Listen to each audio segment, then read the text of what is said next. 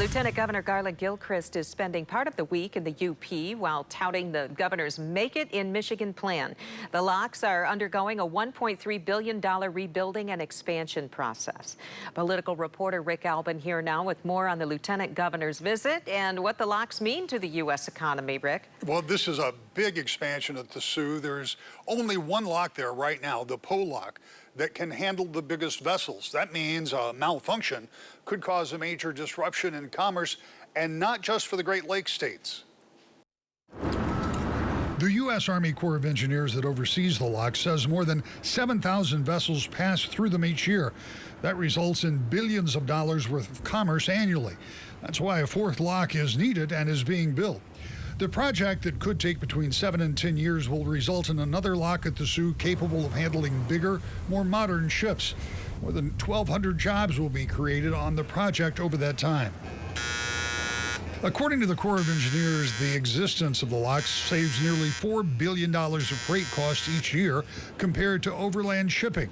The Department of Homeland Security estimated in a 2015 report that a shutdown of 6 months for the PO could result in more than $1 trillion lost for the gross domestic product, and as many as 11 million jobs could be lost due to a lack of shipping of raw materials like iron ore.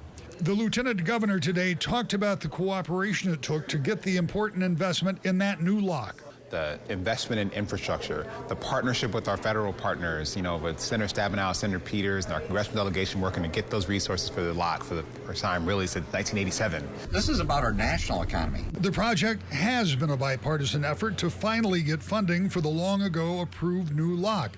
In 2017, we accompanied then Governor Rick Snyder and the Michigan congressional delegation to the Soo as Democrats and Republicans made their case for the money to help ensure the locks stay open as a matter of national importance. The importance of this Soo Lock has been recognized by people all over the country. In fact, many commentators that look at critical infrastructure call the Soo Locks basically the Achilles heel of the North American manufacturing economy.